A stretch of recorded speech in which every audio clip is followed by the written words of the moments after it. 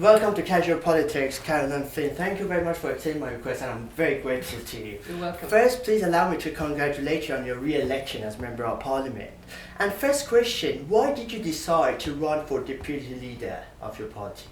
Well, it wasn't something I was planning in any way before the result of the general election, but we did have a terrible defeat in May. I mean, not only did we obviously lose all bar one seat in Scotland, in England we didn't do as well as we should have done, and even in Wales, some of our target seats we still didn't manage to achieve. So, look, I've been in the Labour Party since 1979. I believe, in the Labour Party's mission, which is to win elections so we can improve the lives of working people and make the world a better place. So I want to get our party back on track to winning, and I think I could do that job very well by being the deputy leader. But what went wrong, the message or the messenger? Look, I think there was a combination of a number of things. I think that at the end of the day, it comes down to something that's pretty simple. Labour wins elections when we have a broad appeal to people from all classes, all backgrounds, all corners of the UK. And whilst we had some particular policies on the bedroom tax, on 0 hours, they were very much talking to people probably in the bottom 20%. What we didn't have enough of, even though we had individual policies like the energy price freeze that everybody who paid a bill was sympathetic with, and some of our housing policies I thought were very much in line with that middle group, if you like, it wasn't enough to convince people to vote for us. And that combined undoubtedly with a sense that we hadn't managed to persuade people that on the economy we were in the right place. Those factors played a big part, particularly in the last weeks of the campaign, as people started to really think as they were heading to enter the polling stations how they were going to vote, and they stuck with what they knew. Yes. Even though it might not have been a very positive voice, but they stuck with no change rather than change. And some critics, they were saying that actually you defended the poor people, you offended the rich people, and you ignored those in the middle. Do you agree with that?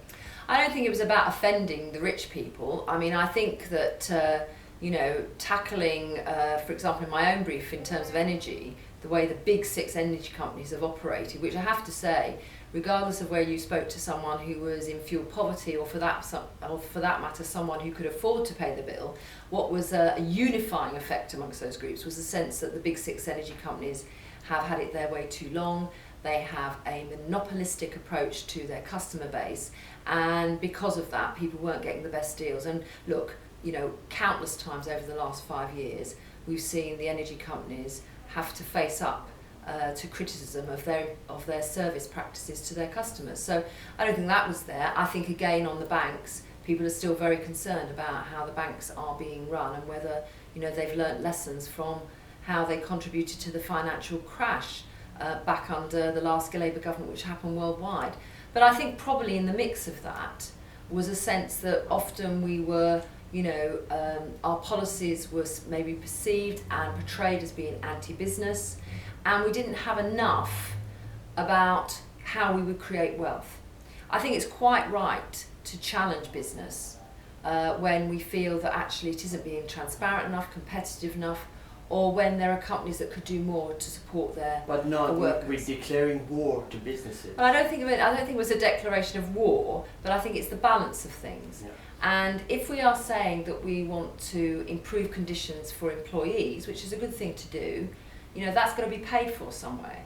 And usually that's asking employers to do more, particularly the small and medium-sized companies who, haven't got maybe some of the flexibility of the big corporates.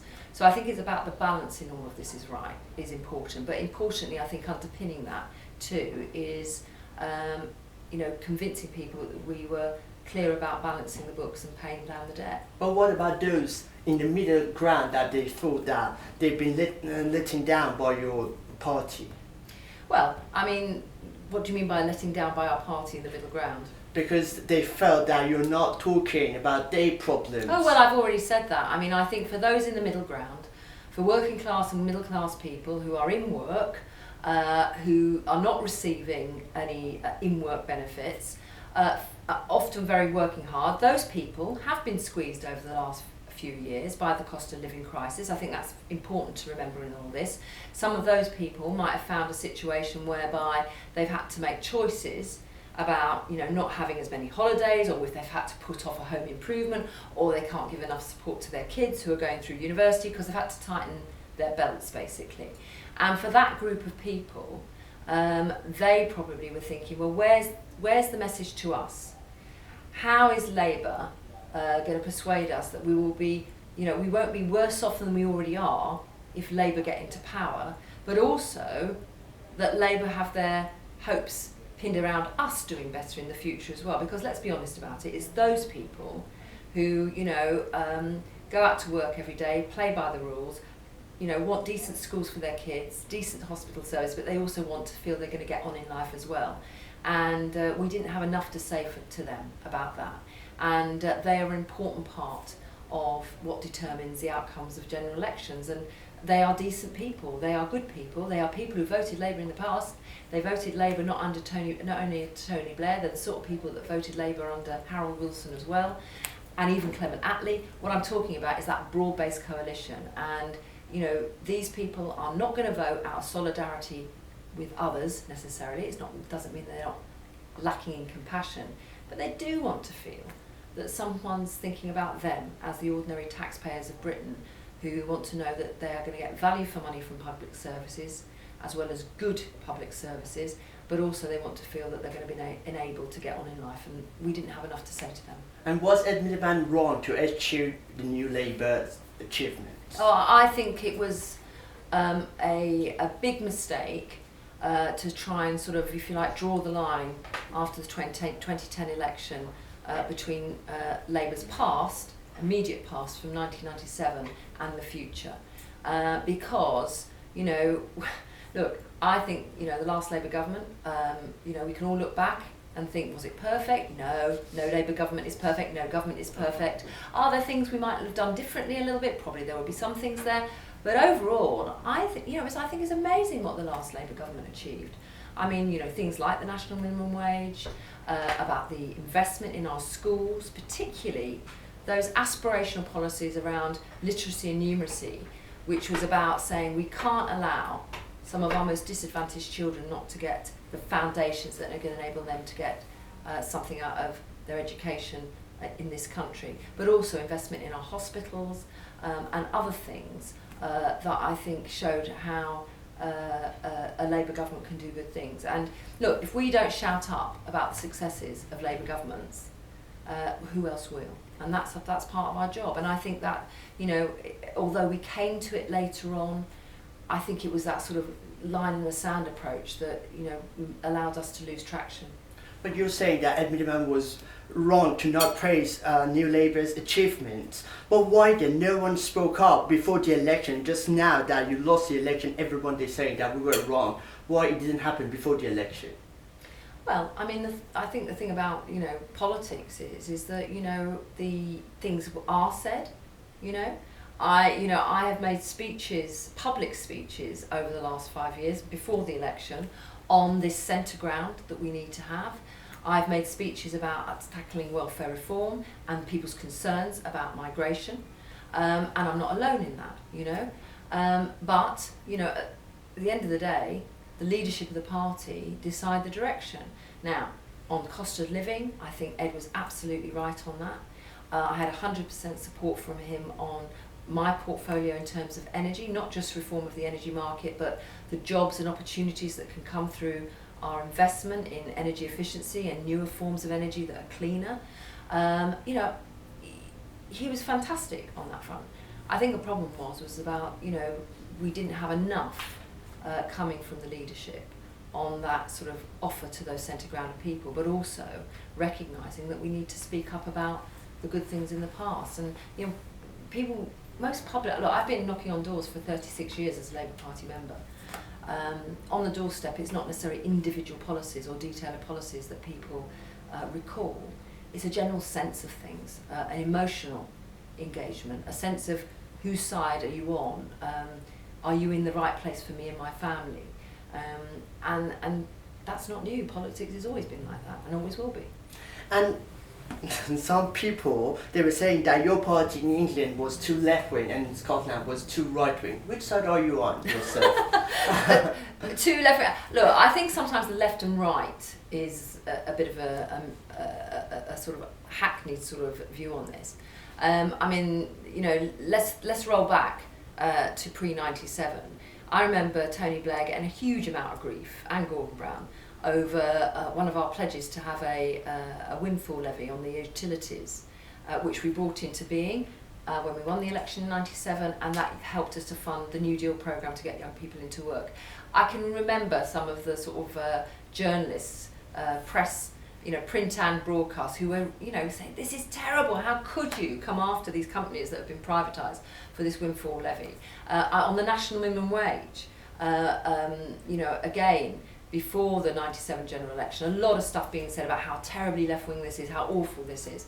And even when we took the legislation through Parliament, both Conservatives and Liberal Democrats voted against. You know, part of the, you know, you do have to have bold, I would say bold policies, but they have to be, you know, led by the evidence, I think, and what they can achieve. And part of the role of governments, in some ways, is to shape what the centre ground is. And today, you know, you won't hear a Tory, well, maybe a few you would hear, but you wouldn't hear David Cameron saying, I'm going to get rid of the national minimum wage. They might not support it as much as a Labour government, but it's become a consensual issue as far as these things can be in British politics. Similarly on things like gay rights.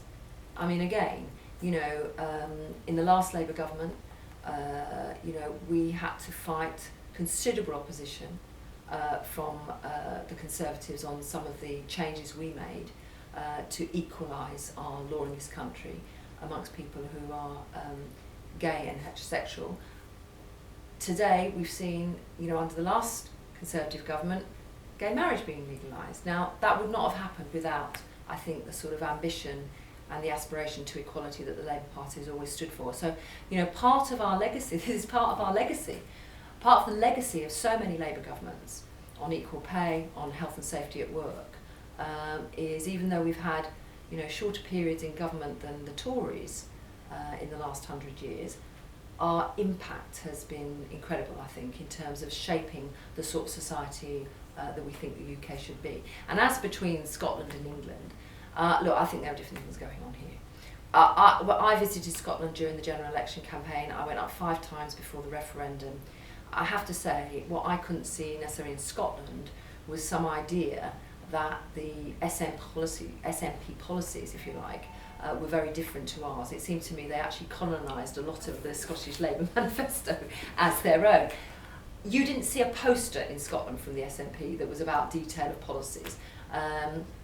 What you saw was images of Nicola Sturgeon with "We are the voice for you."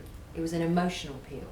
And for Labour, and I know Scottish colleagues, you know, are reflecting long and hard on this, is part of the problem was that we provided the Scottish Parliament, but to a certain extent we didn't sustain and nurture the devolution process in a way that we were emotionally engaged with it.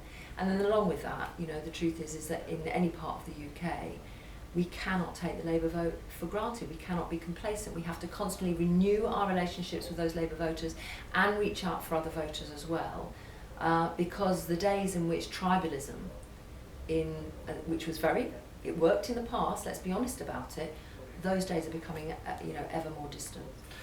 And there were some panelists in 1983 general election, they were saying that your party is too left-wing, and because of presence of some Bennites now, as Jeremy Corbyn, do you think that his presence, is it damaging to your party's image as he's running to become leader of your party? Well, look, I joined the Labour Party in 1979, and for 18 years, particularly the first part of those 18 years, it did concern me and many others how we needed to make sure that our party just wasn't a pressure group.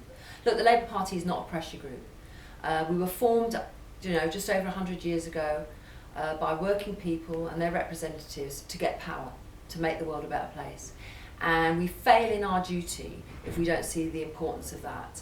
And, you know, it's all very well maybe having a purist attitude to these things, but and people accusing the Labour Party of being a reformist political party, whether it's from the Revolutionary Communist Party or the SWP or anyone else.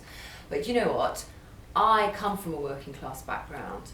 You know, I want to know that we will do everything we can to secure power to do better things. And the truth was, during those 80s, particularly the 83 election, I was campaigning in that, I was at university, right? You know, it's all very well having this long shopping list, but the truth is that if that wasn't, we can know from those elections that from the very people from working class backgrounds who we should have been getting support, we weren't getting it. It was going to Thatcher. Now, we just, that doesn't serve. We are not serving people as a Labour Party if we're willing to accept that. And, many MPs, including Jeremy, were beneficiaries of the 1997 election in which we won. And I respect Jeremy and his right to be part of our party and have his voice, and he's having his voice through these leadership elections. It's up to the Labour Party now to decide what they want in terms of the direction of travel on all of this. And he will have his chance within that. But I do believe strongly that from the hustings I have been to and from what people are saying to me, there is a huge recognition amongst our party membership, maybe not the activists who turn up to every single meeting, but people realise that we cannot do anything in opposition in the same way as we can if we're running the country, and that means you take people with us. We're not an authoritarian party, we take people with us, but we are informed by what the electorate want as well, and it's about our values never being displaced, and I don't believe I've ever displaced my values as being a member of the Labour Party, but it's also about recognising where we are today and what people want and what people need to hear from us, and they want to know we're credible on the economy. As the Labour Party, we should want value for money, we should want good budget management, because we represent people who haven't got a lot of money. That's the truth of it. We should be mindful of that, if the UK is an egg, that bulge of people in the middle of the egg who, basically often haven't got a lot of headroom when times are difficult, but they do their duty every day to support their country by trying to be as self-sufficient as possible, and they want good public services, but they want good economic management as well, and there's absolutely nothing in that is anti-socialism, as far as I can see. You talk about representation. You became member of parliament in 1997. Do you think that in terms of women's representation, parliament has it become a better place? Oh yes, yeah, I do. I mean, there's a long way to go. I mean, I think with women, we're still only something like 22-25%. But in your time, it was less than 10%. Oh yeah, it was less. But I mean, we are at least 50% of the population. I mean, I know we've only had the full vote since about 1928 or whatever it is. But there's a long way to go. But yes, I mean, definitely. And look, the Labour Party has still got, more women MPs than all the other parties put together. And I'm very proud of that. That's part of our values as a party, but we have still got a long way to go. And it has changed, I think, some of the discussions we have about policies and about the framing of debates that have been led by, women. But also, part of the success has been in my own party is how, having to think about where women's role is in the economy and employment, it has forced, let's be honest about it, very traditional organisations, male-dominated organisations like some of our affiliated unions, to change their tack too. I mean, 30 odd years ago, you probably wouldn't have had many trade union colleagues talking about part-time workers' rights, equal pay, the national minimum wage, because actually so much of our, union membership was dominated by men. But, the force of women coming into the labour market has meant, and that is good, that these unions and our party have had to respond to that, and therefore I think our discussions around the world of the workforce today, the needs of families, childcare, paternity leave, maternity leave, and all these things have been enhanced and given us a better sense of vision about this than because of women's entry into that marketplace, and we've been at the forefront of supporting that. And were there any improvements under the coalition government as well? What I saw, I think there were some things under the coalition government in the sense of, let's take for example on maternity leave. I think it is welcome. I think it was it's a bit like some of the other policies. They started under Labour, they've been finessed. I think the idea that parents can decide between them how they want to split the leave that's available to them when a child is born. I think that's a good idea. I like that idea that it could be gender neutral, and therefore, it allows men to sort of say, well, actually, we can, instead of just 2 weeks paternity leave, we'll share it between us. I think that's been done in other countries. Let's see how it works out. I mean, look, we can have all the laws we like, but it doesn't mean that necessarily the men are going to step up and say, because the truth is about it, if the man is earning more, the family will make then decisions about who's going to take the time off work. And it's all going to be about how much income you're going to lose. But I think that's a step in the right direction. But we have also seen over the last 5 years how, particularly when it's come to some of the support in terms of in-work benefits, women disproportionately affected by that. And clearly, in a number of areas, we've seen a lot of services being cut back where the pressure goes on women. So, look, cuts in social care. It is still the case, despite everything else, that when it comes to the family, it's often women juggling either the childcare and work or looking after older family members and work, and maybe looking after the grandchildren as well. I know women in my own constituency in their 50s who are literally, caught between older family members they're looking after here and younger family members over here.